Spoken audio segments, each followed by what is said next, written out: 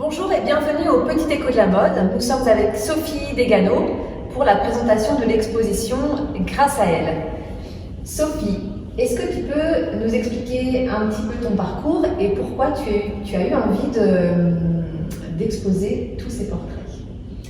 Alors, je travaille suivant les thématiques que je vais explorer, je vais travailler différents matériaux.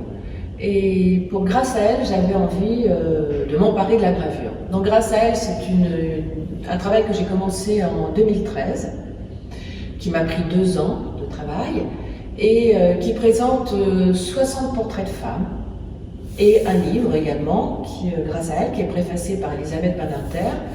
Et ce sont des femmes du 12e au 20e, aussi bien résistantes que femmes de lettres, politiciennes ou bien sportives. Et à côté de chaque portrait, je voulais qu'il y ait une petite biographie pour vraiment qu'on prenne connaissance de ces femmes, de ce qu'elles avaient fait, de leur combat, de leur détermination. Et ce projet que j'ai commencé donc en 2013, je l'ai commencé parce que je trouvais que la plupart de nos références à l'époque étaient encore masculines. Et donc j'ai eu envie de découvrir ce que les femmes avaient fait dans les années, dans les siècles précédents. Et j'ai découvert des femmes que je trouve extraordinaires, que j'avais envie de partager. Et donc j'ai créé cette exposition Grâce à elle, qu'on va pouvoir peut-être découvrir. Alors, pourquoi ces portraits sont uniquement en noir et blanc? Donc là, j'ai commencé, tous ces portraits commencent du 12e, finissent au 20e, ce sont que des femmes décédées en fait. Parce que je voulais rendre hommage à toutes ces femmes qui ont combattu pour défendre leurs idées et pour défendre nos libertés. Donc je voulais que ça reste assez solennel, qu'il y ait cette forme d'hommage, et donc je voulais que ça reste en noir et blanc. Alors le noir peut représenter leur combat, et puis le blanc de la feuille, la liberté qu'elle s'octroie. Tu pratiques d'autres formes d'art, hormis la gravure. Pourquoi tu as choisi la gravure justement pour rendre hommage à toutes ces femmes? Alors la gravure, donc, permet d'avoir des multiples, c'est-à-dire que chaque gravure est gravée à la main à 25 exemplaires. Donc ça permet à l'exposition, parce que je me disais que voilà, si je vends un portrait, il sera vendu, et donc dans l'exposition, si j'avais fait des peintures par exemple, le tableau était vendu, donc l'exposition, il n'y aurait eu que 59 ou 50 portraits. Que là, avec la gravure, ça me permet d'exposer dans plusieurs lieux en même temps. Donc la gravure permet avec des multiples. Et aussi, c'était un peu symbolique, c'était pour un peu graver dans nos mémoires le nom de ces femmes, qui sont un peu qui ont été les oubliées de l'histoire.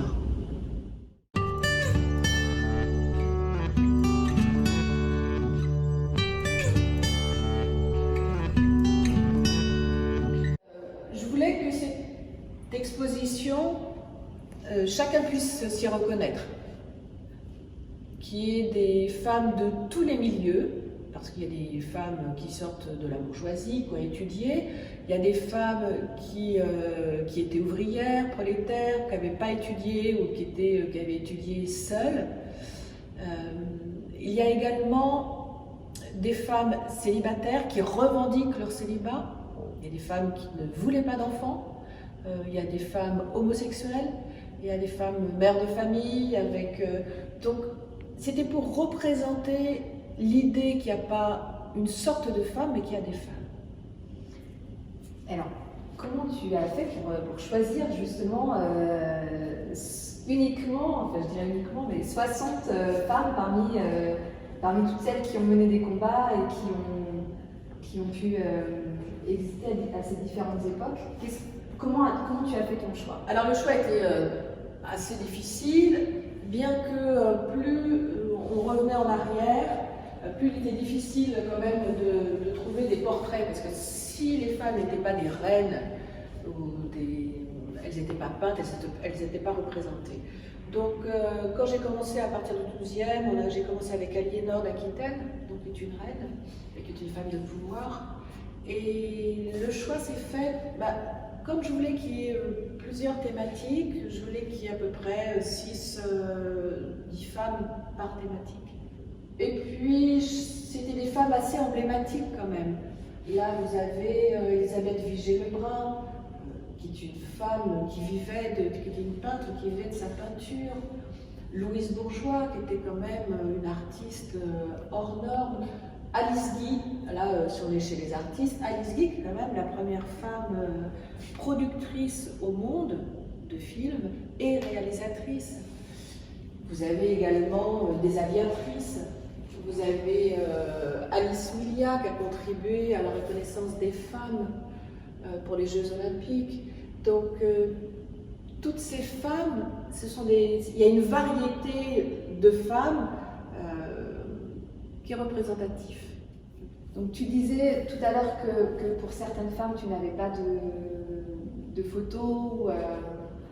Comment tu as pu te documenter pour pouvoir dessiner et graver les portraits de toutes ces femmes et te documenter sur leur vie et leur parcours? Comment tu as mené tes recherches? Donc l'idée c'était que le public puisse se promener dans l'exposition et reconnaître le portrait de ces femmes. C'est pour ça que je n'ai pas voulu... Là c'est la première fois dans mon travail. En général je travaille... j'ai pas de photos, je travaille pas sur un portrait réel. Et là je voulais vraiment m'obliger à rester sur un portrait réel pour que le public, en se promenant dans l'exposition, puisse reconnaître Olympe de Gouges, Aliénor d'Aquitaine, Théroigne de Méricourt, Anne de Bretagne. Donc je suis partie de portraits réels, aussi bien de gravures, de photos, de peintures. Et suivant la biographie, suivant l'histoire de cette femme, je voulais mettre en avant, parce que ce qui les réunit un peu toutes, c'est leur combat et leur détermination. Et donc je souhaitais que sur chaque portrait on retrouve cette détermination, mais aussi ce combat et ces douceurs, parce que c'était des femmes, certaines étaient extrêmement bonnes. Et là, par exemple, on voit Nelly Roussel qui a combattu pour que les femmes aient accès à la liberté de leur corps. Et son visage est coupé en deux. Elle était mère de famille, elle a beaucoup souffert au moment des accouchements. Et c'était une oratrice hors pair qui allait défendre la liberté pour que les femmes soient libres de leur corps, d'avoir ou pas des enfants. Et donc on voit qu'il y a ce côté, ce noir qui représente ce combat, et ses souffrances aussi, parce que ces femmes, malgré tout, ont quand même souffert. Louise Michel aussi, Louise Michel et Nathalie Lemel, qui sont parties à Nouméa. Donc voilà, ce sont des vies de combattantes, on va dire. Et dans le livre, donc, on a la biographie de toutes ces femmes. C'est toi qui l'as écrite et tu as engrangé toutes les recherches que tu as pu effectuer pour rédiger tout ça. D'un côté, il y avait les biographies que j'ai écrites, donc je me suis documentée sur les personnes, sur les personnages, sur les femmes, sur les portraits que je voulais graver. Je suis allée dans des conférences, en bibliothèque, j'ai visionné des documentaires pour pouvoir écrire pour chacune les biographies qui leur sont propres. Ce sont des biographies totalement subjectives dans le sens où j'ai voulu mettre en avant leur combat, leur détermination, en sachant que pour réaliser les 60 portraits, j'ai dû en faire au moins, je ne sais pas, une centaine avant que je sois satisfaite du résultat. J'en ai peut-être fait 180 pour arriver à 60 portraits qui me satisfaisaient. aller voir les résistantes. Alors, on peut remarquer qu'il y a des portraits qui sont beaucoup plus légers, comme Lucie Aubrac, et des portraits où il y a des grands aplats de noir, comme Émilienne Moreau-Évrard ou Rose Valland.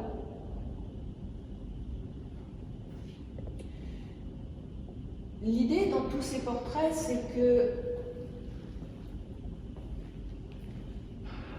c'était de mettre en avant leurs différences tout en constituant une exposition où elles sont toutes au même niveau.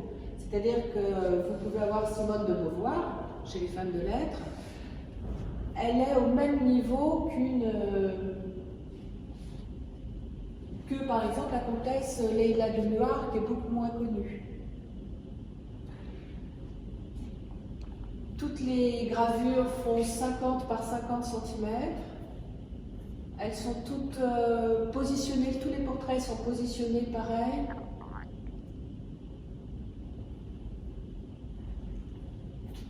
Pour avoir cette unité dans l'exposition.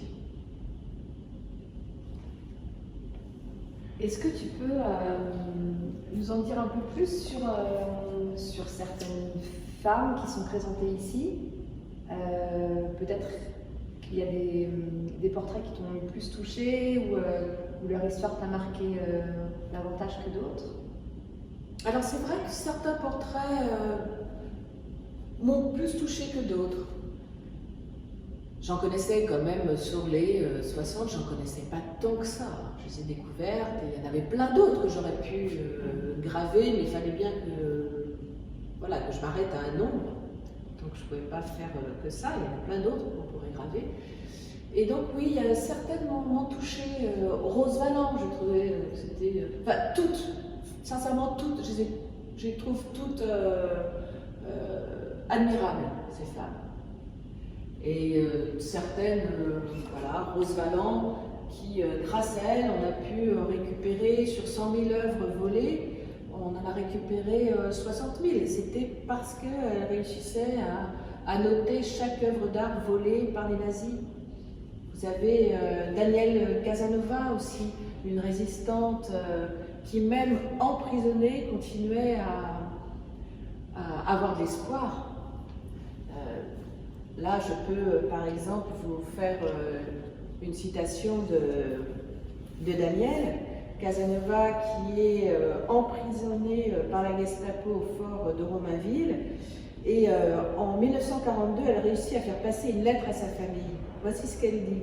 « Vois-tu, ils peuvent nous tuer, mais de notre vivant, ils n'arriveront jamais à nous ravir la flamme qui réchauffe nos cœurs. » Voilà, je trouve que c'est très très représentatif du combat de ces femmes. C'est-à-dire que même emprisonnées, parce qu'il y a plein de femmes qui ont été emprisonnées, que ce soit Louise Michel, Nathalie Lemel, donc la plupart des résistantes, elles gardaient toujours espoir. Est-ce que parmi toutes ces femmes, il y a un portrait en particulier qui t'a le plus marqué, qui t'a le plus touché? Alors comme je disais tout à l'heure, je les trouve toutes hyper intéressantes. Enfin, c'est vraiment des femmes engagées pour leurs idées, pour leurs combats. Et c'est vrai que dans tous les portraits, certaines m'ont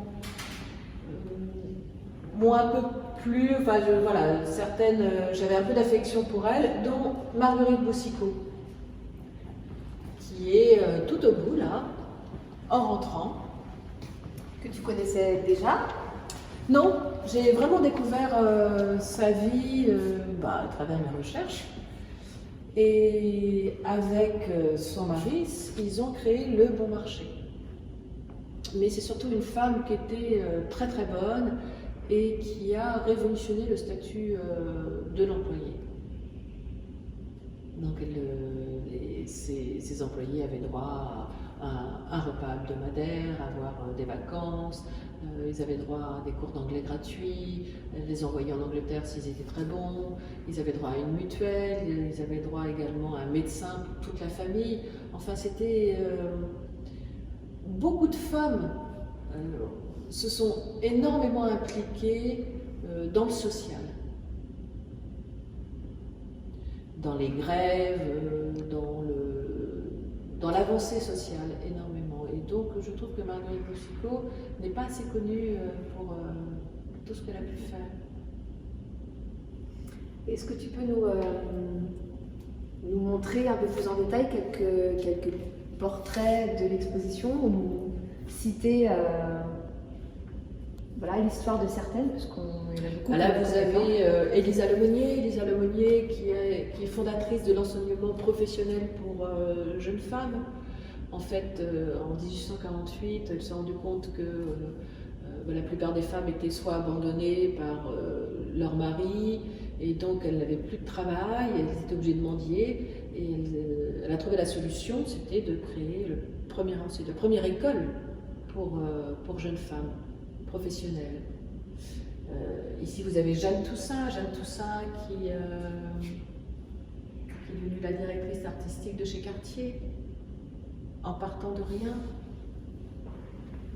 Vous avez Jeanne Barret qui est une naturaliste, première femme à faire le tour du monde. Geneviève Preux, scientifique également, c'est elle qui a créé les aquariums. Donc autodidacte aussi, comme beaucoup de femmes de l'époque. Et voilà, elle faisait ses recherches dans son propre laboratoire et c'est elle qui a inventé l'aquarium. Vous avez Marie-André Lagoy-Vaillanay, une des premières gynécologues de France, qui un jour, alors qu'elle était à l'hôpital, dans son premier travail ou en stage, elle entend une femme hurler et elle demande pourquoi on l'anesthésie pas. Et donc c'était une femme qui se faisait avorter. On lui a répondu on la laisse souffrir, comme ça elle ne recommencera pas. Et c'est là où elle a décidé de créer la maternité heureuse qui deviendra le planning familial. Madeleine Bresse, première femme médecin. Vous avez Jeanne Évrard, première femme chef d'orchestre, qui à l'époque avait beaucoup de mal à trouver certaines musiciennes, par exemple des contrebassistes, il y en avait très peu.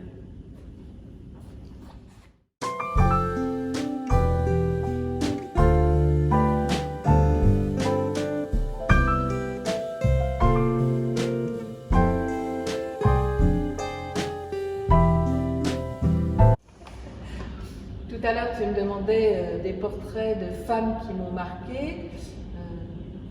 Marie de Gournay et Gabrielle Suchon, par exemple. Marie de Gournay écrit en 1622 un livre sur l'égalité homme-femme. Comme quoi, ce n'est pas une question qui est contemporaine, mais c'est une question qui date depuis toujours.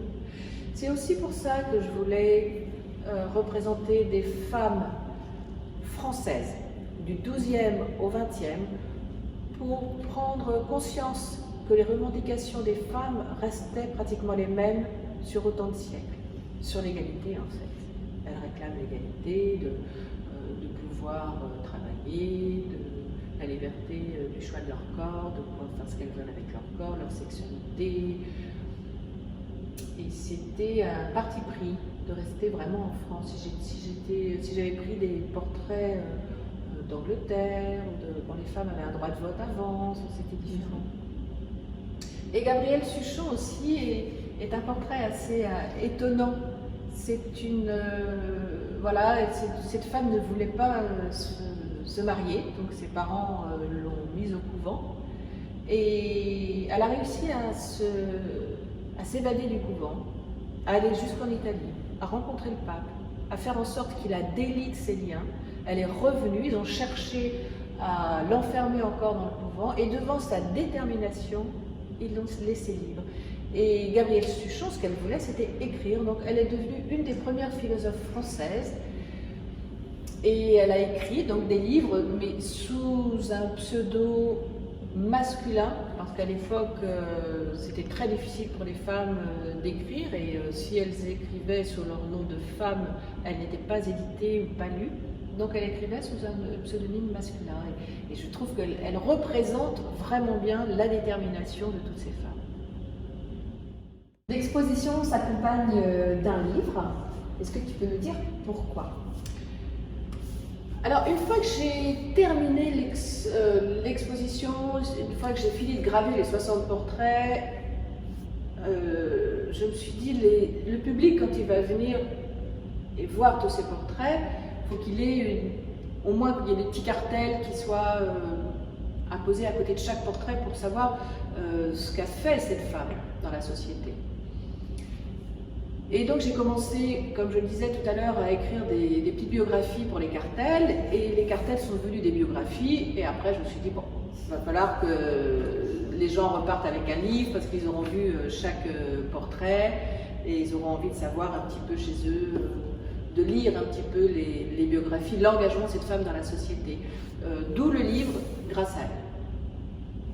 Donc le livre a été, le projet a été présenté à Elisabeth Badinter, qui a accepté d'écrire la préface, et donc je l'ai rencontrée, et elle a beaucoup aimé le projet, et donc voilà, elle a écrit la préface du livre Grâce à elle. Alors, est-ce que tu peux nous montrer, nous expliquer comment tu procèdes pour créer un portrait? Donc les gravures sont sur un support qui est du linoléum. Donc la gravure, je dessine sur un... Comme il y a un effet miroir, je vais dessiner sur du papier calque, et après que je vais remettre sur la matrice, je refais mon dessin donc à l'envers, et après avec des gouges, comme ça, je creuse dans la matière, et tout ce qui est en relief, je vais l'enduire de l'encre. Et après, je vais poser mon papier sur la matrice, et à l'aide, voilà, de ce petit outil, je vais bien l'écraser, enfin bien lisser pour que ça imprime sur le papier. Voilà. Ce portrait, il n'est pas dans l'exposition des 60, c'est Mélanie Boni, parce que pour chaque exposition, je propose de graver un ou plusieurs portraits de femmes emblématiques du lieu de l'exposition. Et j'avais fait une exposition à Pontivy, dans 5 endroits autour de Pontivy, et le conservateur de Pontivy m'avait commandé donc Mélanie Boni, le portrait de Mélanie Boni, qui est une pianiste, compositrice, oubliée. Et lors de la restitution du portrait, c'était très beau, parce que le conservatoire avait joué justement ses œuvres. Donc c'était très touchant. Et l'exposition, elle évolue tout le temps, alors tu crées des portraits oui, régulièrement? Voilà, Juliette Drouet, Benoît de Groot, Marie-Henri, voilà, plein de... On me demande assez souvent des portraits, des nouveaux portraits. Que tu vas intégrer après dans... Pour intégrer dans l'exposition. Le plus souvent, le portrait qui est commandé est mis en avant dans l'exposition, et comme ça, le public, c'est ça aussi qui est intéressant, c'est que le public, comme c'est une personnalité de son lieu de vie, il l'aura soit côtoyé si elle est contemporaine, enfin, ou il se souviendra dans sa biographie si elle est passée la maison dans laquelle elle habite, tout ça, donc il pourra se repérer. Je trouve que ça rapproche un peu le public des portraits, quoi. Merci Sophie, on espère que la visite vous aura plu, et vous pourrez encore profiter de cette visite virtuelle qui va rester en ligne pendant un petit moment encore sur le site internet du Petit Écho de la Mode. Merci, à bientôt. à très bientôt.